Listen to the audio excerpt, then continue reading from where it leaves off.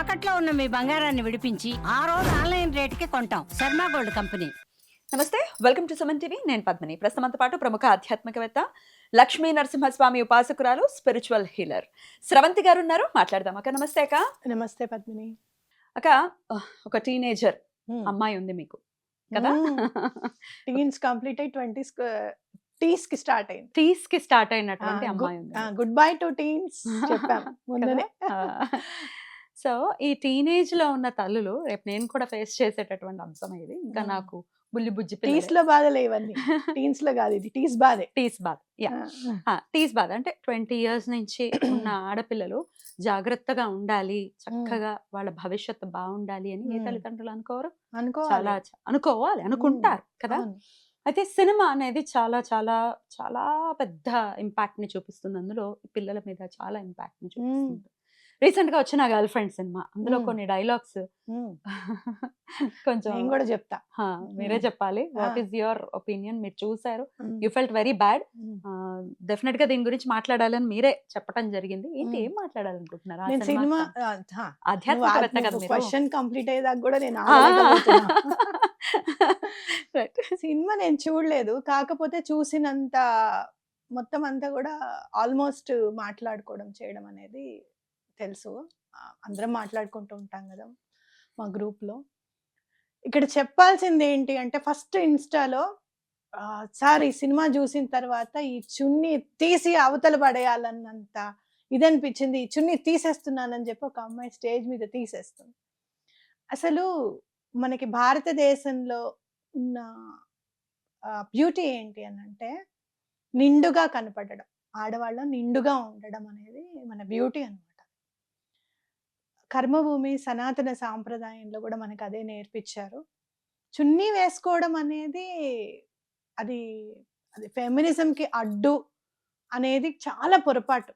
ఎట్లా అంటే, ఎవరైనా ఒక అమ్మాయిని అంటే ఏదైనా చేశారు అని అనుకుంటే, కొంతమంది మేధావులు ఉన్నారు, ఆ అమ్మాయి అలాంటి డ్రెస్ ఎందుకు వేసుకుంది, అట్లా ఎట్లా ప్రేరేపితం చేస్తుంది, పిల్లలు ఈ మధ్య ఎట్లా డ్రెస్లు వేసుకుంటున్నారో చూసారా, అది తప్పే, నేను కాదని నేను అనను. కానీ అసలు సినిమా చూసి చున్నీ తీసేయాల్సినంత అవసరం కాదు. మనం చక్కగా నిండుగా ఉండడం అనేది మన ధర్మం నేర్పించింది. అది మనం చక్కగా పాటించాలి. అందుకే మనం డిఫరెంట్. సమస్త భూమండలంలో భారతదేశం మిగతా దేశాలన్నిటికీ కూడా ఏంటో డిఫరెన్స్ అని అంటే, మన కట్టు బొట్టు గౌరవిస్తారు, దండం పెడతారు, దానికే గౌరవం. అవునా కాదా? సో అది ఒకటి గుర్తు పెట్టుకోవాలి. ఒకటి. రెండోది, నాకు చాలా బాధ కలిగించిన విషయం ఏంటి అని అంటే, హీరోయిన్ ని హీరో ఎక్స్‌ప్లాయిట్ చేద్దాం అనుకున్నప్పుడు, అంటే ఆ అమ్మాయి మాట వినకపోవడం వల్లనో ఏంటో ఆ అమ్మాయి మీద వల్గర్ గా రాస్తాడట బోర్డు పైన. రాసినప్పుడు ఈ అమ్మాయికి చాలా కోపం వచ్చేస్తుంది. కోపం వచ్చేసి చాలా ఏదైనా మాట్లాడాలి, తెగించాలి అని అనుకున్నప్పుడు, అవును నీతో పాటు నేను 1000 times ఉన్నాను అని చెప్తుంది అనమాట. ఆ అమ్మాయి చదివేది పీజీ. పీజీ కోర్స్ ఎంతో తెలుసా? యూనివర్సిటీలో ఎన్ని రోజులు ఉంటుందో తెలుసా? రాహుల్ రవీంద్రన్ గారు చదువుకున్నారో చదువుకోలేదో నాకైతే తెలీదు, డైరెక్టర్. 730 రోజులు ఉంటుంది పీజీ మొత్తం. ఈ అమ్మాయి 1000 సార్లు ఉన్నా అంటది. అన్ని రాత్రులు ఉన్నా కూడా 1000 సార్లు కంప్లీట్ కాదు. 730 రోజులే పీజీ. అర్థమైంది? అంటే ఏంటంటే సగం మొత్తం రాత్రుళ్ళు, సగం పగలు. ఇంకా అదే పనిగా ఉద్యమం లాగా ఫాలో అవుతే 1000 సార్లు అని లెక్క. అంటే అది బాహాటంగా చెప్పడం అనేది, ధైర్యంగా మాట్లాడుతున్నట్టుగా చూపించడం అనేది కరెక్ట్ కాదు అనేది నా ఉద్దేశం. అదొకటి. మరి ఇన్నాళ్ళు ఉన్నప్పుడు ఆ అమ్మాయికి ఒక సైకిల్స్ ఉంటాయి, అమ్మాయికి ఒక పీరియడ్స్ రావడం అని ఉంటుంది, ఇవన్నీ ఉంటాయి కదా. ఎక్కడో అక్కడ ఎప్పుడో అప్పుడు ఆ అమ్మాయి కన్సీవ్ అవ్వకుండా ఉంటుందా? ఎప్పుడైనా ఫర్ సపోజ్ నిజ జీవితంలో అట్లాంటివి ఏమైనా ఎదురయ్యాయి అనుకో, మరి కన్సీవ్ అయితే మళ్ళీ అబార్షన్ సెంటర్స్కి వెళ్ళాలా?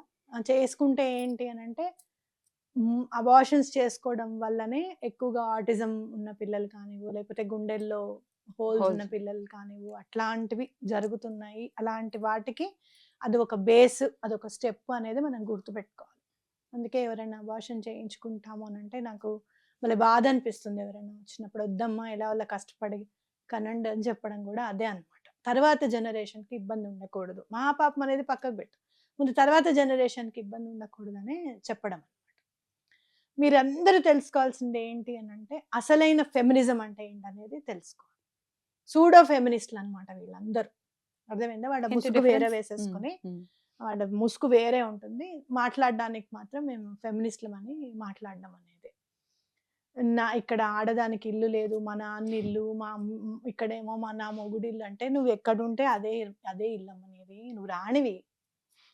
ఇక్కడ యువరాణివి, అక్కడ రాణివి. ఇంకేంటి నీకు ఇల్లేంటి? నీదే రాజ్యం అంతా. అక్కడ బాధపడుతున్నారు, చాలా మానసికంగా శారీరకంగా ఇబ్బంది పెడుతున్నారు అన్నప్పుడు చెంప పగలగొట్టి బయటికి ఫస్ట్ నేనే రమ్మంట.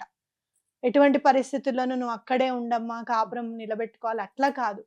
మీకేమన్నా మానసికంగా డిఫరెన్సెస్ ఉంటాయి, ఈగో ప్రాబ్లమ్స్ ఉంటాయి గనక సర్దుకోండి, మన కుటుంబ వ్యవస్థని నిలబెట్టాలి మనము అని చెప్పడం అనేది పరిపాటి.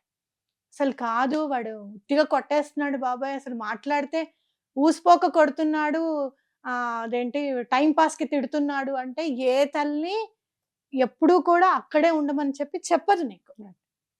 అర్థమైందా? సో ఇవన్నిటికీ మైండ్ లో పెట్టుకోవద్దు. ఈ మూవీ చూసిన తర్వాత, మూవీ చాలా హిట్ అయింది. హిట్ అయింది మూవీ. అంటే ఏంటంటే లాస్ట్ కూడా ఏంటంటే ఈ అమ్మాయి ఇట్లా గొడవ పడింది, తనతో బాయ్ ఫ్రెండ్ మెయింటైన్ చేసింది, ఇవన్నీ కూడా తండ్రికి తెలుస్తాయని విన్నాను నేను. లాస్ట్‌కి ఆ తండ్రిని అసలు మ్యారేజ్ చేసుకోకుండా అమ్మాయి ఒంట్లో బాలేకపోతే వేరే దేశంలో ఉంటూ ఆ అమ్మాయి చూసుకుంటుంది. అంటే పెళ్లి ఇంపార్టెంట్ కాదు అని చూపించారు అనేది నా భావన. అట్లా ఎప్పుడు కాదు. ఆడదాని జీవితమైనా సరే, మగవాడి జీవితమైనా సరే, వివాహం అనేది ప్రముఖ ఘట్టము. జీవితంలో ఉండవలసిన పేజీ. ఆ పేజీ ఎప్పుడొస్తుందా అని చెప్పి చక్కగా 22 ఇయర్స్ నుంచి చక్కగా వెయిట్ చేయండి. 22 వరకు చక్కగా చదువుకోండి మీరు. అట్లీస్ట్ బీటెక్ డిగ్రీ కంప్లీట్ అయిపోయేదాకా మీరు పెట్టవలసింది దేని మీద తెలుసా? మీ కమ్యూనికేషన్ స్కిల్స్ మీద, మీ ప్రెజెంటేషన్ స్కిల్స్ మీద, అలాగే మీ ఎమోషనల్ ఇంటెలిజెన్స్ ఎట్లా ఉంది, మీ సోషల్ ఇంటెలిజెన్స్ ఎట్లా ఉంది, వీటి మీద దృష్టి పెట్టండి. ఓకే, పెళ్ళి అనేది ప్రముఖమైన ఘట్టం. చక్కగా 22 ఇయర్స్ అయిన తర్వాత నీకంటూ నీ వాడు ఎలా ఉండాలి అని చెప్పి కరెక్ట్గా అర్థమవుతుంది ఆ టైంలో. అప్పటిదాకా కార్టెక్స్ పెరుగుతూ ఉంటుంది. ఇప్పుడు చూడు, నువ్వు ఎప్పుడన్నా వే బ్యాక్ ఒక 15 ఇయర్స్ నువ్వు 10th క్లాస్కి వెళ్ళేటప్పటికి అబ్బా ఇలా ఉంటే బాగుండు, అబ్బా ఎంత బాగున్నాడో అని అన్ని హీరోస్ని చూసి అనుకున్నాం. కానీ తర్వాత ఒక 18 ఇయర్స్ 19 ఇయర్స్ వచ్చిన తర్వాత నీ స్ట్రక్చర్ అది కాదు. ఏం జాబ్ చేస్తున్నాడు, అసలు ఎంత అర్న్ చేస్తున్నాడు అనేది రియాలిటీ 24, 25 నీ ఏజ్ వచ్చేటప్పటికి అసలు వాళ్ళ అమ్మా నాన్న ఏం చేస్తున్నారు, ఆ అబ్బాయికి అన్నదమ్ములు ఎవరైనా ఉన్నారా, రెస్పాన్సిబిలిటీస్ ఎంతవరకు ఉన్నాయి, ఆ రెస్పాన్సిబిలిటీస్ అతని మీద షోల్డర్ మీద ఉంటే మనం కూడా అది భుజానికి అందుకోగలమా, ఇట్లాంటి ఆలోచనలు వస్తాయి. అతను ఎంత సంపాదిస్తున్నాడు, నేను ఎంత దాయగలుగుతాను, ఇవి వస్తాయి ముందుకి. అవునా కాదా? సో 22 కంప్లీట్ అయిన తర్వాత మాత్రమే మీరు బాయ్ ఫ్రెండ్ గురించి ఆలోచించాలి. అప్పటిదాకా మీరు ఎంత మంది మిమ్మల్ని మేము ఇష్టపడుతున్నామన్నా సరే అన్నీ తీసి పక్కకు పెట్టండి, చక్కగా చదువుకోండి, తర్వాతనే ఇష్టపడడం అనేది స్టార్ట్ చేయండి. అయితే మన పెద్దవాళ్ళు ఇప్పుడు పేరెంట్స్ చూసేటటువంటి పరిస్థితి ఉంటుంది మాక్సిమం. మన ఆడియన్స్ కూడా పేరెంట్సే కాబట్టి సో వాళ్ళకి భయం ఉంటుంది. మా పిల్లలు ఏం చేస్తున్నారో, ఎలా ఉన్నారో, సేఫ్ గా ఉన్నారో లేదో. ఇక్కడ ఉంటేనే భయం, కాలేజ్కి వెళ్ళి ఇంటికి వస్తున్నారు, కరెక్ట్ గా వెళ్ళి కరెక్ట్ గా వస్తున్నారా, అన్ని వేళలా నిఘా పెట్టలేం కదా, భయం ఉంటుంది. అందున ఫారిన్ లో చదువుతున్నారంటే పిల్లలు, అందున అది ఆడపిల్లలైనా మగపిల్లలైనా కదా, మరి వీళ్ళు సన్మార్గంలోనే నడవాలి మా పిల్లలు. ఒకవేళ ఆల్రెడీ తప్పటడుగులు వేశారు, దాన్ని మళ్ళీ మార్చుకోవాలి, జీవితం మళ్ళీ చక్కగా సన్మార్గంలో వెళ్ళాలి అని అంటే ఏం హెల్ప్ తీసుకోవచ్చు? Parents are the first counsellors అండి. చిన్నప్పటి నుంచి మీరు కనుక తిట్టకపోయి ఉంటే గనక, చిన్నప్పటి నుంచి వాళ్ళ మాటలకి మీరు కనుక గౌరవం ఇచ్చి ఉంటే గనక, డెఫినెట్గా మీతో ఒక ర్యాపో అనేది ఉంటుంది. అమ్మ ఇది ఇలా చేయాలనుకుంటున్నాను, అలా చేయాలనుకుంటున్నాను అని చెప్పినప్పుడు ఖచ్చితంగా చేయాలి. నేను అనుకోకుండా ఇంటికి వెళ్ళడం జరిగింది.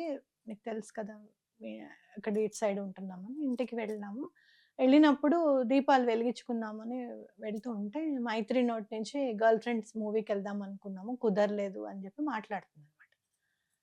గర్ల్ ఫ్రెండ్ మూవీ ఇది ఎక్కడో విన్నానే అని అనుకున్న తర్వాత గ్రూప్లో మేమందరం మాట్లాడుకుంటుంటే పోస్ట్ వచ్చింది. మనకి ఎడ్యుకేషనిస్ట్ అమర్నాథ్ వాసిరెడ్డి గారు ఉన్నారు కదా, ఆయన కూడా పోస్ట్ పెట్టారనమాట ఫేస్బుక్.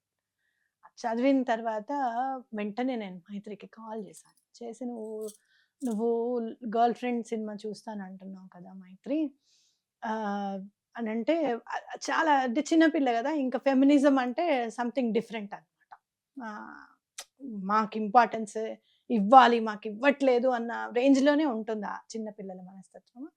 అప్పుడు నేను చెప్పినప్పుడు టోటల్గా మైత్రికి నాకు ఇల్లు గురించి, అదే నాన్నిల్లును అమ్మిల్లు గురించి అసలు టోటల్గా వారే అనమాట. అదేమో దాని పందాలో మాట్లాడుతుంది, నేను నా పందాలో మాట్లాడతాను. ఎప్పటికీ కూడా నో, నేను చెప్పింది అది నో అంటుంది, అది చెప్పిందని నేను నో అని చెప్తూనే ఉంటాను అనమాట.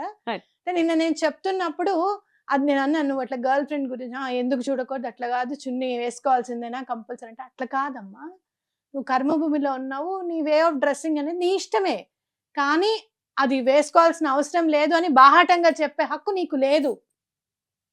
డిసైడ్ అవ్వాల్సింది నేను డిసైడ్ అవ్వాలి, నేను శారీనే కట్టుకుంటాను ఎక్కడికన్నా, నా డెసిషన్.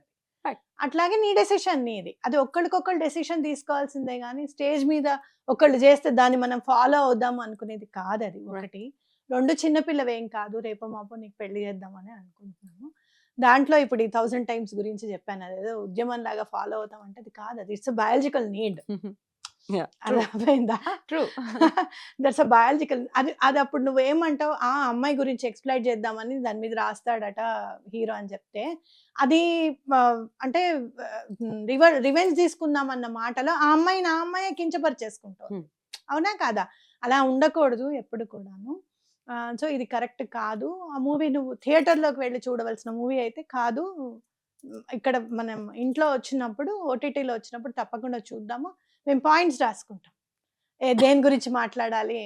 ఇప్పుడు నీకు నాకు కూడా దీని గురించి వచ్చింది, ఏది అన్నపూర్ణి.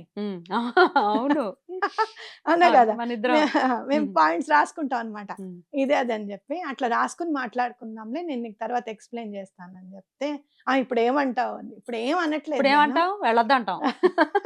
ఇప్పుడు ఏం కాదు నాన్న, అట్లా కాదని చెప్పడం. అంటే ఇదంతా మీకు ఎందుకు చెప్తున్నాను అని అంటే, ఇలా మీరు కనుక డిస్కస్ చేయగలిగితే, సరేనమ్మా ఇంట్లోనే చూద్దాం మూవీ అని అంది లాస్ట్కి.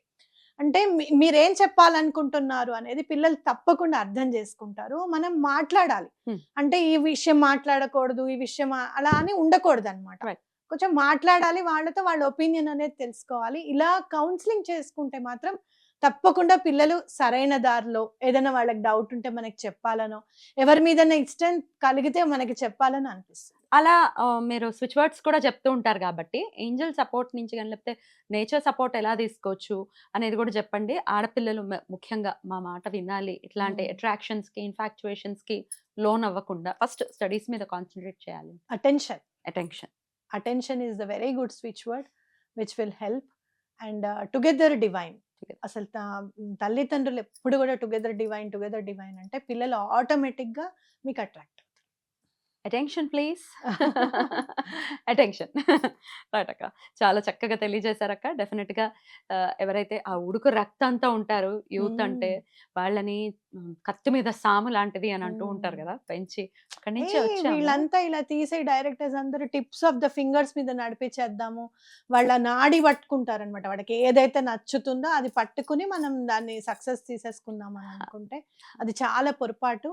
ఎందుకంటే సినిమా అనేది ఎలాంటి మాధ్యమము అని అంటే, ఎలాంటి మనిషిలో అయినా సరే మార్పుని తీసుకురాగలదు అనేది నా గట్టి భావన. నాకు ఇప్పుడు ఇదేంటి సాగర్ సంగమం చూశాను, ఇప్పుడు ఇవాళే చూసేసి వచ్చాను. అట్లాగే మనం చూస్తే గనక స్వాతి ముత్యం ఒకటి బాగా నాకు నచ్చింది, సప్తపది. నిజంగా అసలు భలే జనరేట్ చేస్తే మన ఐడియాస్ అన్నిటిని. అట్లా అంటే లెజెండరీ డైరెక్టర్స్ అట్లా తప్పకుండా. అంటే మీరు విక్టరీ మీద ఆధారపడకుండా, డబ్బు పైన దృష్టి పెట్టకుండా ఉంటే తప్పకుండా మంచి మూవీస్ తీయగలుగుతాం. మూవీస్ తీసేటప్పుడు, డైలాగ్స్ పెట్టేటప్పుడు ఇవి కంపల్సరీగా మనం జాగ్రత్త వహించాలనేది నా నమ్మకం. Let's hope for the best. అట్లాంటి మార్పు వస్తుందేమో. థ్యాంక్ యూ అక్క. నమస్తే.